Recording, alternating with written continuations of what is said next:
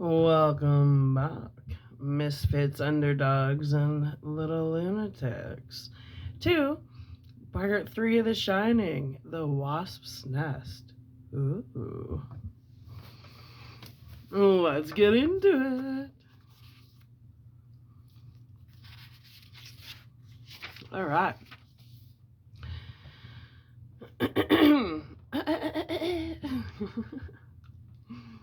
Maybe we should have some water. How about that? A water break. Yeah.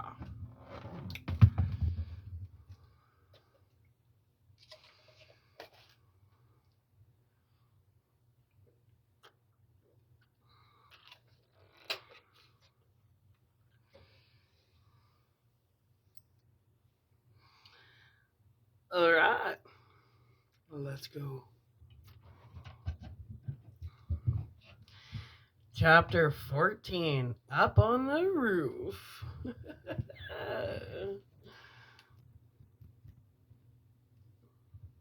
Okay. The first line has more swear words than actual words in it, so let's just get into it. Oh, you goddamn fucking son of a bitch.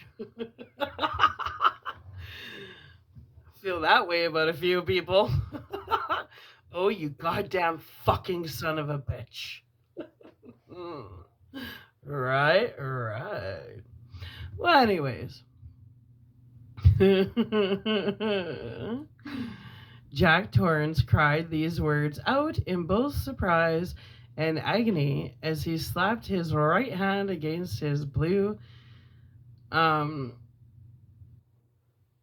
blue work shirt, dislodging the big, slow-moving wasp that had stung him. Then he was scrambling up the roof as fast as he could, looking back over his shoulder to see if the wasp's brothers and sisters were rising from the nest he had uncovered to do battle. If they were, it could be bad.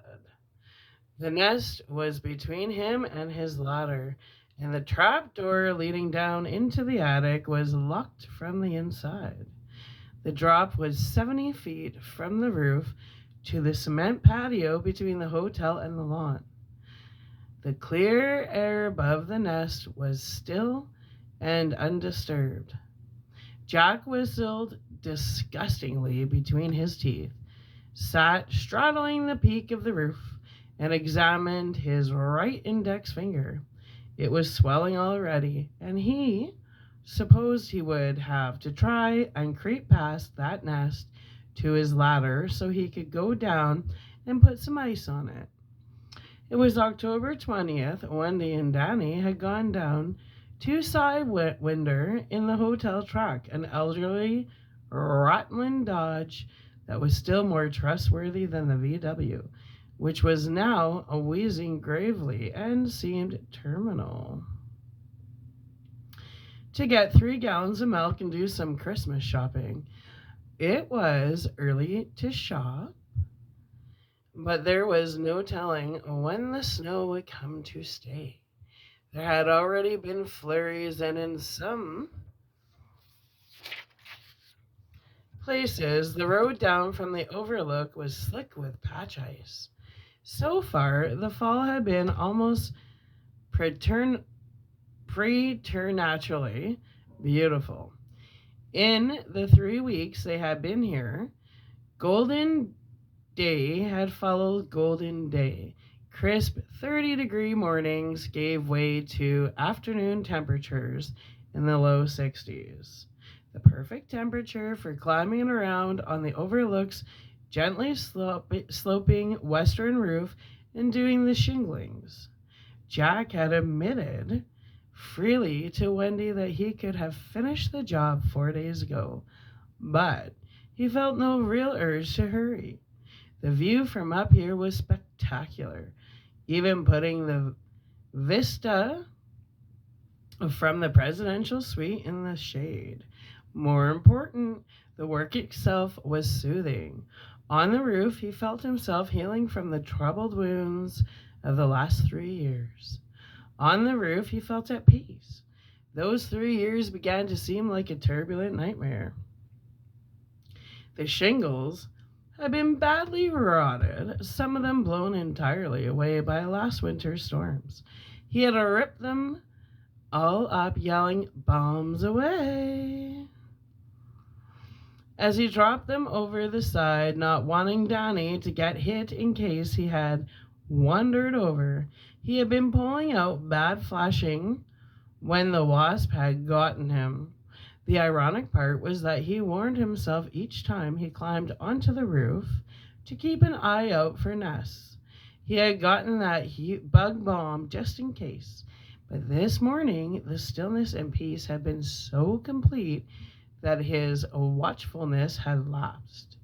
He had been back in the world of the play he was slowly creating, roughing out whatever scene he'd be working on that evening in his head. The play was going very well, and although Wendy had said little, she knew she was pleased. She had been roadblocked on the crucial scene between Denker, the sadistic headmaster, and Gary Benson, his young hero. During the last unhappy 6 months at Stovington, months when the craving for a drink had been so bad that he could barely concentrate on his in-class lectures, let alone his extracurricular literary ambitions. But in the last 12 evenings, as he actually sat down in front of the office model, Underwood, he had borrowed from the main office downstairs, the robot block had disappeared under his fingers as magically as cotton candy dissolves on the lips. He had come up almost effortlessly with the insights into Denker's character that had always been lacking, and he had rewritten most of the second act accordingly, making it revolve around the new scene and the progress of the third act, which he had been turning over in his mind when the wasp put an end to cogitation was coming clear all the time. He thought he could rough it out in 2 weeks and have a clean copy of the whole damn play by New Year's. He had an agent in New York, a tough red-headed woman named Phyllis Sandler, who smoked Herbert Tarleton's, drank Jim Beam from a paper cup, and thought the literary sun rose and set on Sean O'Casey. She had marketed 3 of Jack's short stories, including the Esquire piece he had written her about the play, which was called The Little School, describing the basic conflict between Denker, a gifted student who had failed into becoming the brutal and brutalizing headmaster of a turn-of-the-century New England prep school, and Gary Benson, the student he sees as a younger version of himself. Phyllis had written back expressing interest and admonishing him to read O'Casey before sitting down to it. She had written again earlier that year, asking where the hell was the play. He had written back rarely that the little school had been indefinitely, and perhaps infinitively, delayed between hand and page in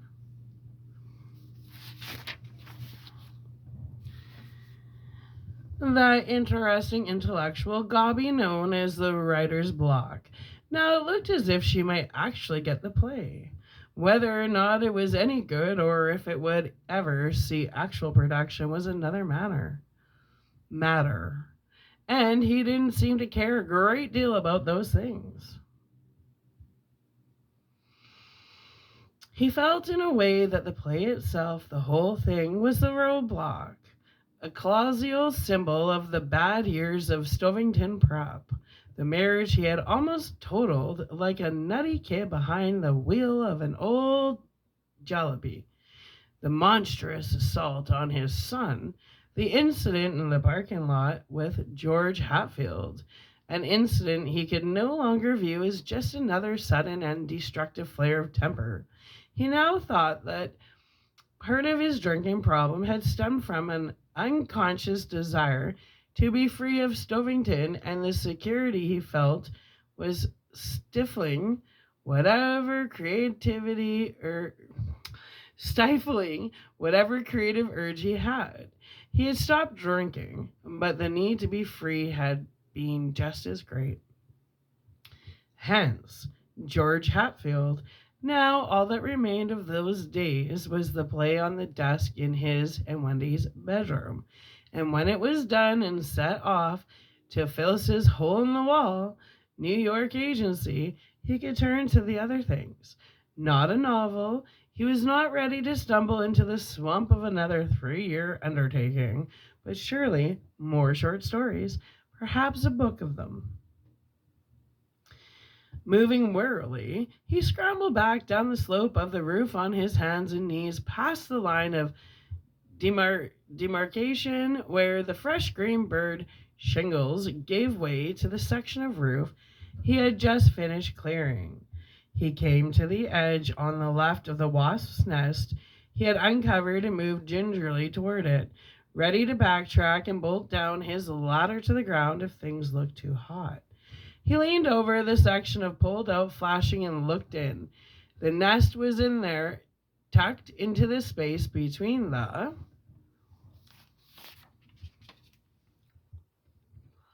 old flashing and the final roof undercoating of 3x5s. It was a damn big one. The grayish paper ball looked to Jack as if it might be nearly 2 feet through the center. Its shape was not perfect because the space between the flashing and the boards were too narrow, but he thought the little buggers had still done a pretty respectable job. The surface of the nest was a crawl with the lumbering, slow-moving insects. They were the big mean ones, not yellow jackets, which are smaller and calmer, but wall wasps.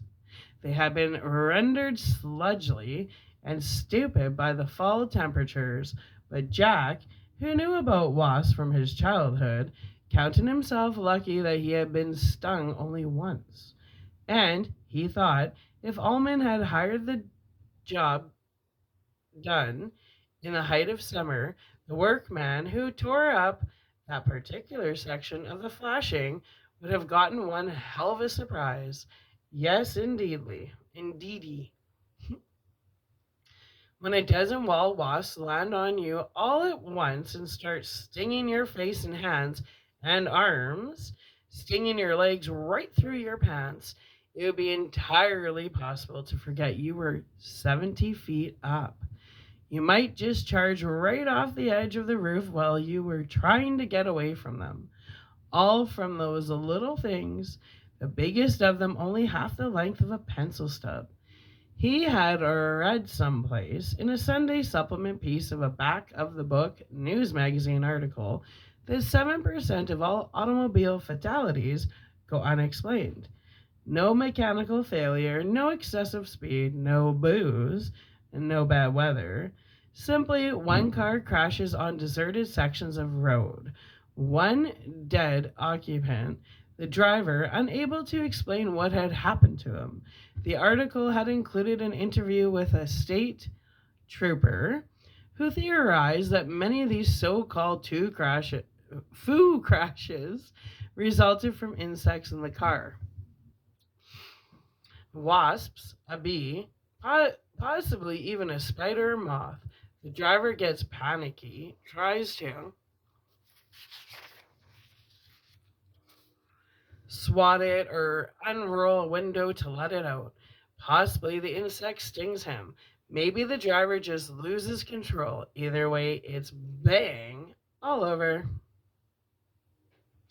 And the insect, usually completely unharmed, would buzz merrily out of the smoking wreck looking for greener pastures. The trooper had been in favor of having pathologists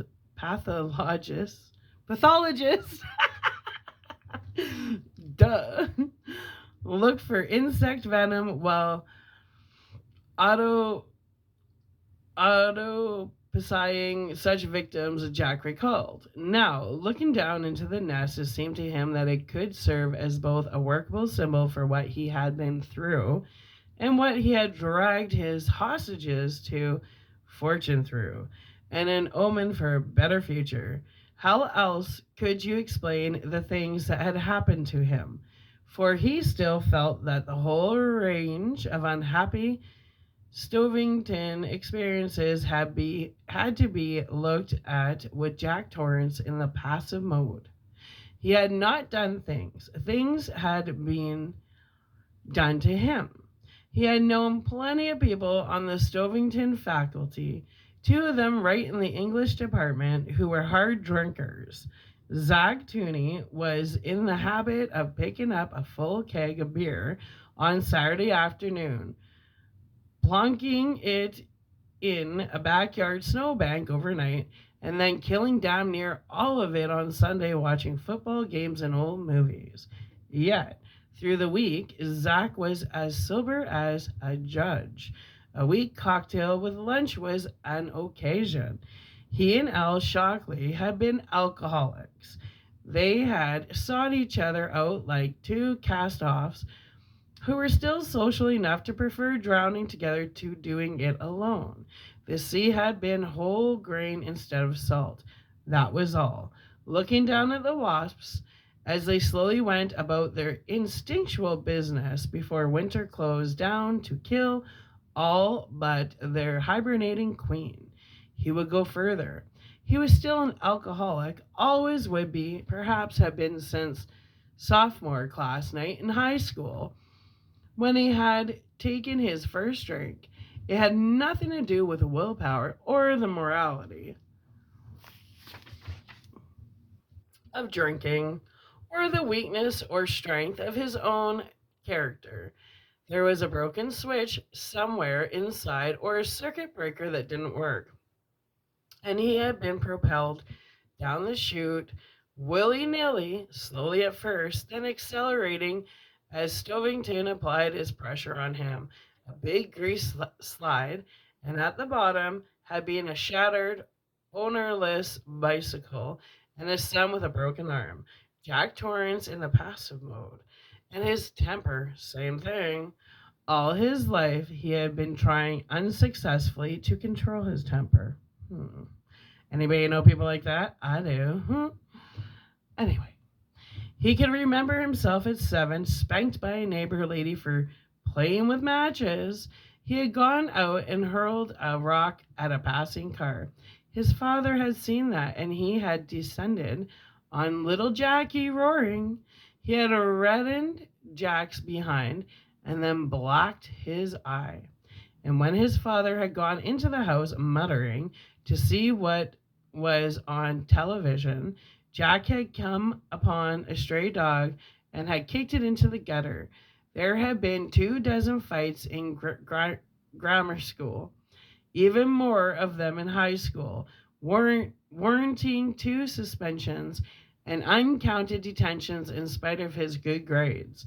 Football had provided a partially safety valve, although he remembered perfectly well that he had spent almost every moment of every game in a state of high piss off, taking every opposing block and tackle personally. Unresolved issues? Anger control management much? Yeah. Anyway, he had been a fine player, making all conference in his junior and senior years, and he knew perfectly well that he had his own bad temper to thank or to blame. He had not enjoyed football. Every game was a grudge match. And yet, through it all, he hadn't felt like a son of a bitch. He hadn't felt mean.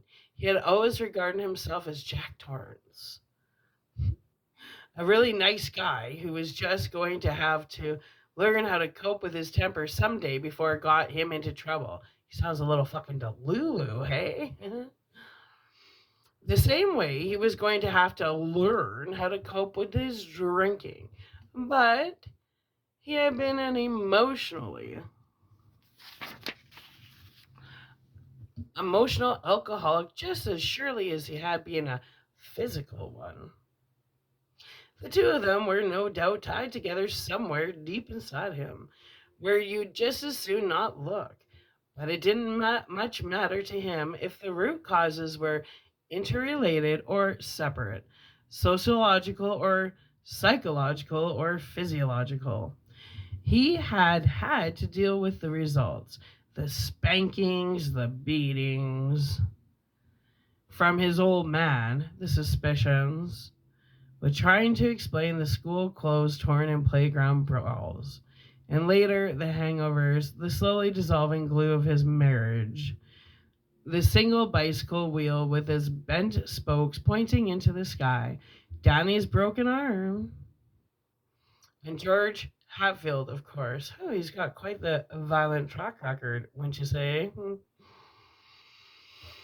He felt that he had unwittingly stuck his hand into the great wasp's nest of life. As an image, it stank. As a cameo of reality, he felt it was serviceable. He had stuck his hand through some rotted flashing in high summer, and that hand and his whole arm had been consumed in holy, righteous fire, destroying conscious thought, making the concept of civilized behavior obsolete. Could you be expected to behave as a thinking human being when your hand was being impaled on red hot darning needles? Could you be expected to live in the love of your nearest and dearest when the brown furious cloud rose out of the hole in the fabric of things, the fabric you thought was so innocent, and arrowed straight at you? Could you be held responsible for your own actions as you ran crazily about on the sloping roof 70 feet above the ground, not knowing where you were going, not remembering that your panicky, stumbling feet could lead you crashing and blundering right over the rain gutter and down to your death on the concrete 70 feet below? Jack didn't think you could.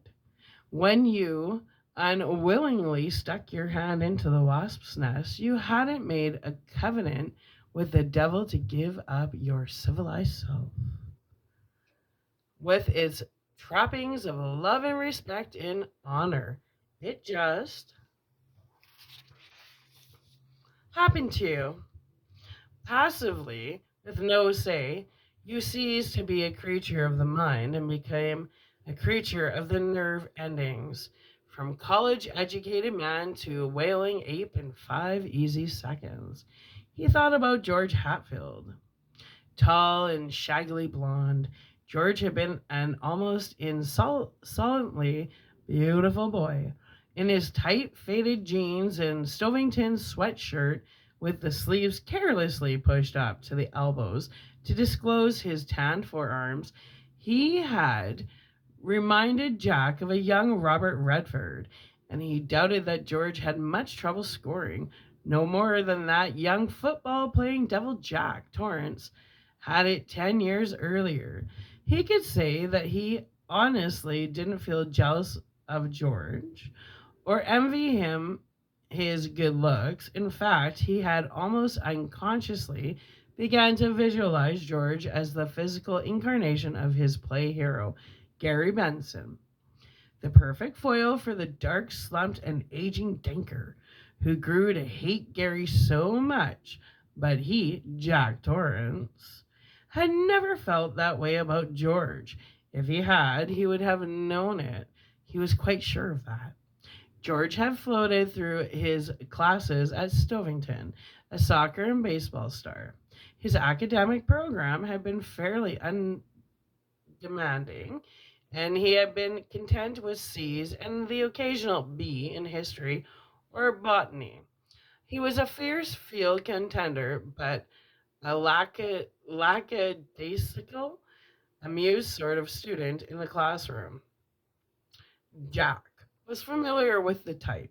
more from his own days as a high school and college student than from his teaching experience, which was at secondhand. George Hatfield was a jock.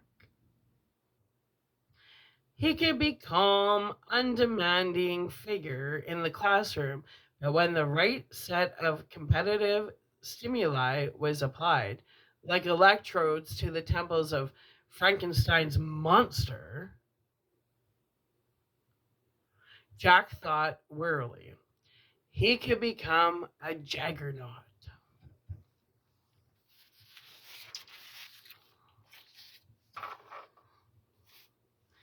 In January, George had tried out with 2 dozen others for the debate team. He had been quite frank with Jack. His father was a corporation lawyer, and he wanted his son to follow in his footsteps. George, who felt no burning call to do anything else, was willing. His grades were not top end, but this was, after all, only prep school, and it was still early times. If should be came if should be came to must be, his father could pull some strings. George's own athletic ability would open still other doors, but Brian Hatfield thought his son should get on the debate team. It was good practice, and it was something that law school admissions boards always looked for. So George went out for debate, and in late March, Jack cut him from the team. The late winter inter-squad debates had fired George Hatfield's competitive soul. He had become a grimly determined debater, prepping his pro or con position fearlessly. It didn't matter if the subject was the legalization of marijuana, reinstating the death penalty. Not a bad idea, huh? Or the oil depletion allowance. George became conversant, and he was just jingoist, Jingoist, enough to honestly not care which side he was on. A rare and valuable trait even in high-level debaters. Jack knew. The souls of a true carpetbagger and a true debater were not far removed from each other. They were both passionately interested in the main chance. So far, so good. But George Hatfield stuttered. This was not a handicap that had ever shown up in the classroom, where George was almost cool and collected, whether he had done his homework or not, and certainly not on the Stovington playing fields, where talk was not a virtue, and they sometimes even threw you out of the game for too much discussion. When George got tightly wound up in a debate, the stutter would come out. The more eager he became, the worse it was. And when he felt he had an opponent dead, in his sights, an intellectual sort of buck, fever seemed to take place between his speech centers and his mouth, and he would freeze solid while the clock ran out. It was painful to watch. So, I think we have to say that the facts in the case, Mr. Dorsky, he's totally drunk and fucked up, right? Sites are rendered obsolete by the recent decision handed down in. The buzzer would go off, and George would whirl around to stare furiously at Jack, who sat beside it. George's face at these moments would be flushed. His notes crumpled spasmodically in one hand. Jack had held onto George long after he had cut most of the obvious flat tires, hoping George would work out. He remembered one late afternoon, about a week before he had reluctantly dropped the axe. George had stayed after the others had filed out and then had confronted Jack angrily. You set the timer ahead. Jack looked up from the papers he was putting back into his briefcase. George, what are you talking about? I didn't get my whole 5 minutes. You said it ahead. I was watching the clock. The clock and the timer may keep slightly different times, George, but I never touched the dial on the damn thing. Scout's honor. Oh, I thought he was drunk. No, this isn't Jack. This is George, and he has clearly a stuttering problem. Oh, my bad. You did. The belligerent, I'm sticking up for my rights way, George. Oh, maybe he is drunk. The belligerent, I'm sticking up for my rights way. George was looking at him and sparked Jack's own temper. He had been cut off the sauce for 2 months. 2 months too long, and he was ragged. He made one last effort to hold himself in. I assure you, I did not, George. It's your stutter. No, he is stuttering. Fuck me. Do you have any idea what caused it? You don't stutter in class. I don't stutter. Lower your voice. You want to get me. You don't want me on your goddamn team. Lower your voice, I said. Let's discuss this rationally. Fuck that. George, if you can't control your stutter, I'd be glad to have you. Oh, this is the guy ended up slashing his tires. Interesting. George, if you can't control your stutter, I would be glad to have you. You're well prepped for every practice and you're good at the background stuff, which means you're rarely surprised. But all that doesn't mean much if you can't control that. I've never stuttered, he cried out. It's you. If someone else had the debate team, I could. Jack's temper slipped another notch. George, you're never going to make much of a lawyer, corporation, or otherwise if you can't control that. Law isn't like soccer. 2 hours of practice every night won't cut it. What are you going to do?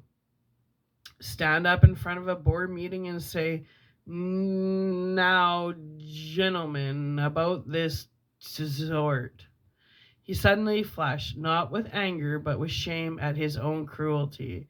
This was not a man in front of him, but a 17-year-old boy who was facing the first major defeat of his life and maybe asking in the only way he could for Jack to help him find a way to cope with it. Aww, that's not nice. And then because Jack was such a prick, it made him nervous, so he stuttered worse. Jack's a fucking dick. Fucking drunk.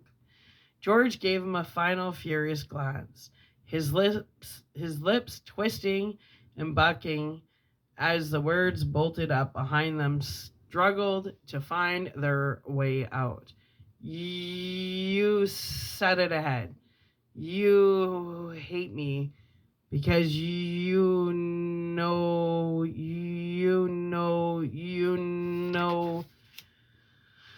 With an inarticulate cry, he had rushed out of the classroom, slamming the door hard enough to make the wire-reinforced glass rattle in his frame. Jack had stood there feeling rather than hearing the echo of George's Adidas in the empty hall. Still in the grip of his temper and his shame at mocking George's stutter, his first thought had been a sick sort of exaltation. Fucking bully. I hate men like that. Not just men. I hate people that bully people. Get a fucking life. Fucking bullies. Like, do you have anything else that will get you off besides bullying people? Anyway, I just had to get that out. Fucking hate bullies. Okay. Like, Jack literally got off on bullying him. Like, Jack's a fucking dick. For the first time, and then what? And he breaks his kid's arm? Fucking loser. For the first time in his life, George Hatfield had wanted something he could not have.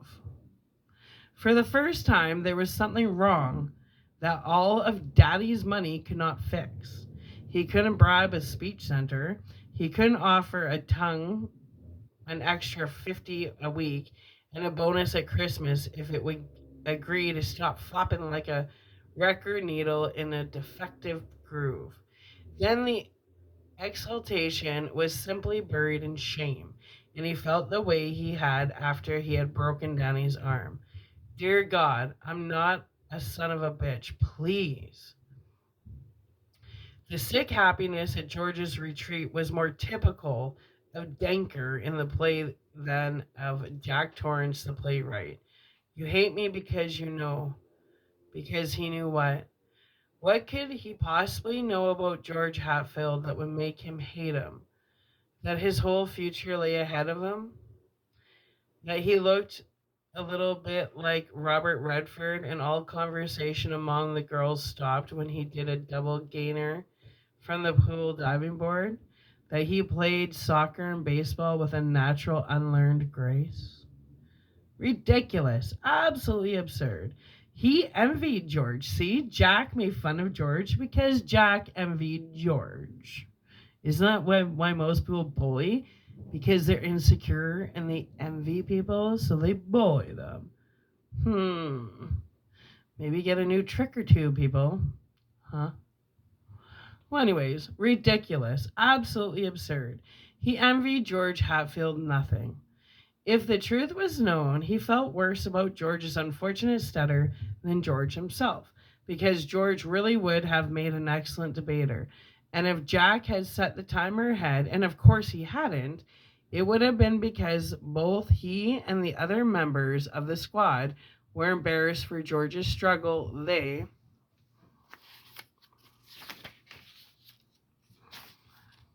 had agonized over it the way you agonize when the class night speaker forgets some of his lines. If he had set the timer ahead, it would have been just to put George out of his misery. Who the fuck is he to narrate George's? I hate bullies. I really think bullies, I'm at the point where bullies should just be strung up and there's nothing wrong with fucking capital punishment at this point. The amount of damage that bullies do on people's psyche, I think that there should be like capital punishment. I'm fucking done with people destroying people's hearts. It takes a heartless prick or bitch to bully somebody else. And all it is a sign of fucking insecurity and inadequacy. Inadequacy? Just fucking losers. Anyway. I really just don't care anymore. Bully be gone, you know? I have no time, use, or energy for lower vibrational bullies. I just don't care. Stay the fuck away from me. That's what I'm a bully to the bullies. Stay the fuck away from me. If you're a bully and you're insecure and you come across as overconfident to cover your insecurities, stay the fuck away from me. I have no use for you. Anyway, but he hadn't set the timer ahead. He was quite sure of it. He was quite sure of it. A week later, he had cut him, and that time he had kept his temper. The shouts and the threats had all been on George's side. A week after that, he had gone out to the parking lot halfway through practice to get a pile of source books that he had left in the trunk of the VW, and there had been George, down on one knee with his long blonde hair swinging in his face, a hunting knife in one hand. He was sawing through the VW's right front tire. The back tires were already shredded, and the bug sat on the flats like a small, tired dog. Jack had seen red and remembered very little of the encounter that followed. He remembered a thick growl that seemed to issue from his own throat. All right, George, if that's how you want it, just come here and take your medicine. He remembered George looking up, startled and fearful. He had said, Mr. Torrance. as if to explain how all this was just a mistake. The tires had been flat when he got there, and he was just cleaning dirt out of the front treads with the tip of his gutting knife he had just happened to have with him. And Jack had wadded in, his fist held up in front of him, and it seemed that he had been grinning, but he wasn't sure of that. The last thing he remembered was George holding up the knife and saying, "You better not come any closer." That's how I feel. And the next thing was Miss Strong, the French teacher, holding Jack's arms, crying, screaming, "Stop it, Jack! Stop it! You're going to kill him." He had blinked around stupidly. There was the hunting knife glittering harmlessly on the parking lot asphalt 4 yards away. There was his Volkswagen, his poor old battered bug, veteran of many wild midnight drunken rides, sitting on 3 flat shoes. There was a new dent in the right front fender he saw, and there was something in the middle of the dent that was either red paint or blood. For a moment he had been confused. His thoughts. Jesus Christ, Al, we hit him after all. Of that other night. Then his eyes had shifted to George lying dazed and blinking on the asphalt. His debate group had come out and they were huddled together by the door, staring at George. There was blood on his face from a scalp laceration that looked minor, but there was also blood running out of one of George's ears, and that probably meant a concussion. When George tried to get up, Jack shook free of Miss Strong and went to him. George cringed. Jack put his hands on George's chest and pushed him back down. "Lie still," he said. "Don't try to move." He turned to Miss Strong, who was staring at them both with horror. "Please go call the school doctor, Miss Strong," he told her. She turned and fled towards the office. He looked at his debate class then, looked them right in the eye because he was in charge again, fully himself. And when he was himself, there wasn't a nicer guy in the whole state of Vermont. Surely they knew that. "You can go home now," he told them quietly. "We'll meet again tomorrow." But by the end of that week, 6 of his debaters had dropped out. 2 of them the class of the act, but of course it didn't matter much because he had been informed by then that he would be dropping out himself. Yet somehow he had stayed off the bottle, and he supposed that was something. And he had not hated George Hatfield. He was sure of that. He had not acted, but had been acted upon. "You hate me because you know."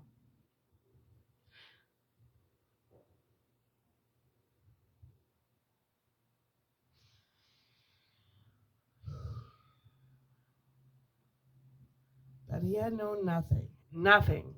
He would swear that before the throne of Almighty God, just as he would swear that he had set the timer ahead no more than a minute, and not out of hate, but out of pity. 2 wasps were crawling sluggishly about on the roof beside the hole in the flashing.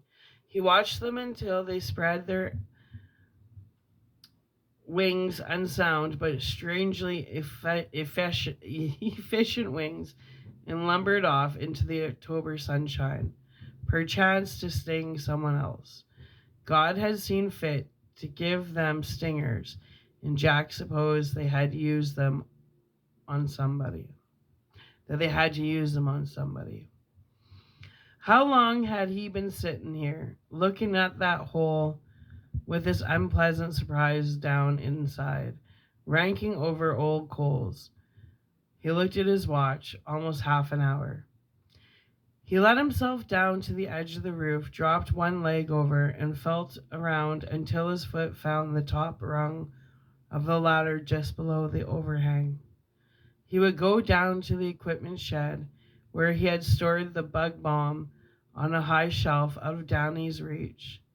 He would get it, come back, and then they would be the ones surprised. I don't know why I'm getting emotional. So let me get through this. I just hate bullies. I hate bullies.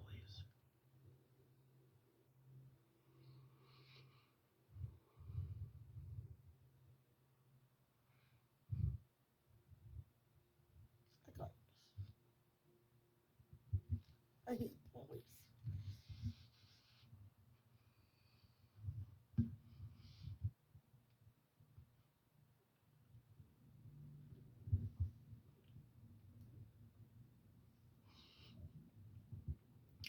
You know, we're supposed to encourage people, not torment them. Okay, you could be stung, but you could also be stung back. He believed that sincerely.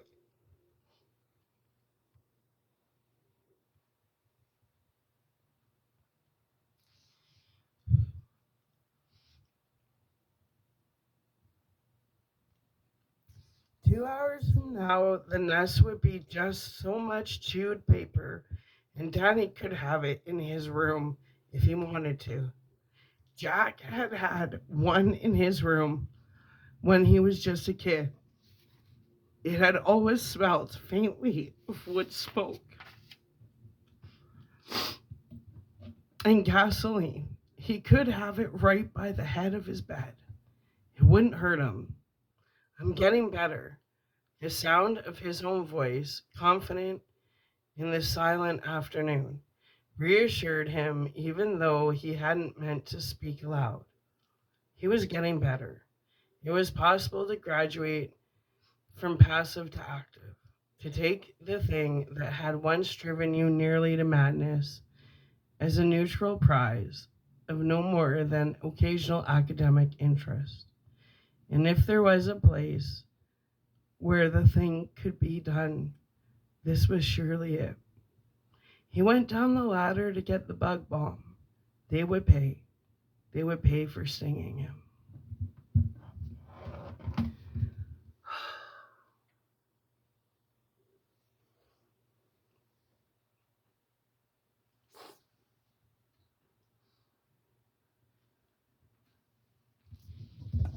I'm just going to throw this out in the ethers. You know,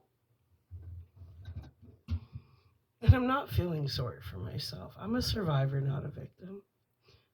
But as a kid, people were pretty mean to me. And I'm so thankful for my Grandpa Roger. If it wasn't for my Grandpa Roger, I don't know if I would have survived my childhood.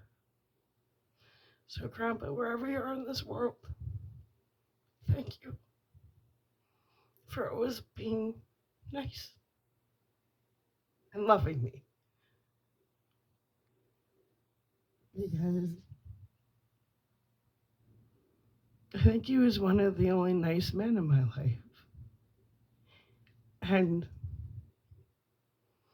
it's because of my Grandpa Roger that I know that there are men out there that are nice.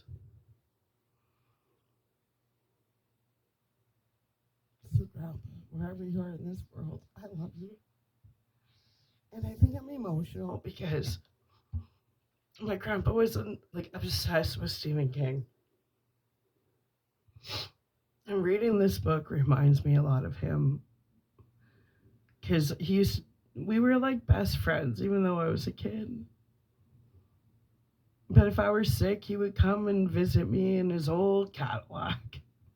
And I'm reading this, and I'm like, there's a Cadillac in it. My grandpa was an ex-alcoholic, but I didn't when he quit drinking. I don't remember him ever drinking, and he was addicted to Coca-Cola. And in this book, Jack quit drinking and he drank Coca-Cola. So, Grandpa, thank you for loving me and teaching me that not all men are abusive.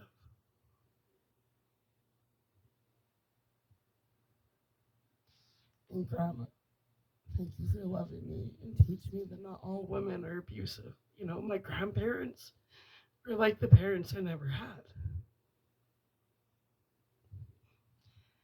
I'm going to upload this and take some time myself, but I'm going to come back in a few hours. And we're going to go to chapter 15 when I come back. I just need to process and heal. And that's what it's all about. It's okay to cry. And it's okay to, but you got to deal on the moment. You can't brush it aside. So I'm going to go take some time myself and just process. And, you know, for anybody out there who has put up with any form of abuse or bullying, you're going to be okay. I promise you. You're stronger than you think. You just have to change your mind and know that you have a choice. You look at your life through the eyes of a victim or the eyes of a survivor. And whatever doesn't break you will make you. I promise you that. Trust me. If you had any clue.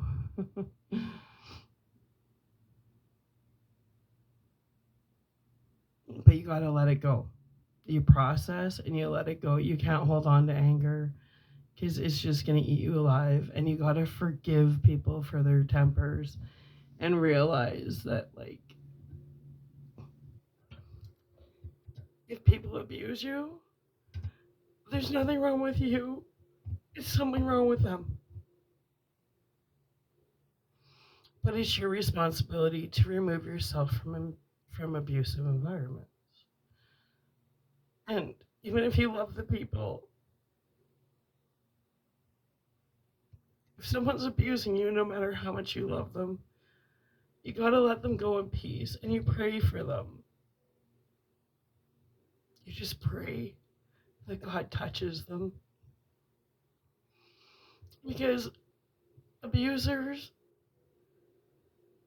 are people that have a lot of unresolved pain inside of them. And they don't know how to deal with them.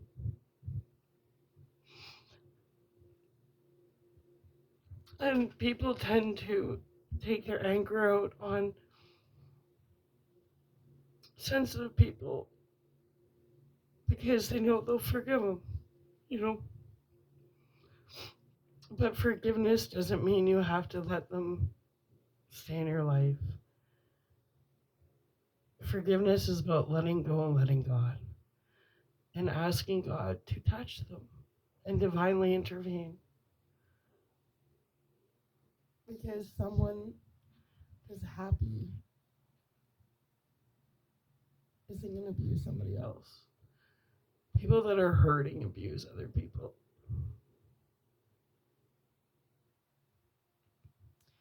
So, for any of my previous abusers, I do forgive you. And if there's anything you can do to heal what you've done to me, I just ask that you accept Christ into your heart and start by forgiving yourself and dealing. Get off substances and just deal and get the help you need. But going to substance abuse, that's not helping at all. Okay, now I'm a slobbing mess. So I'm going to upload this and I'm going to take some time myself just to release because I'm okay. And the truth of the matter is, to cry feels good because it's releasing toxic energy in my body. So it's actually, and that's why I didn't stop it, because this is part of the healing process. And crying means that it's surfacing and it's releasing.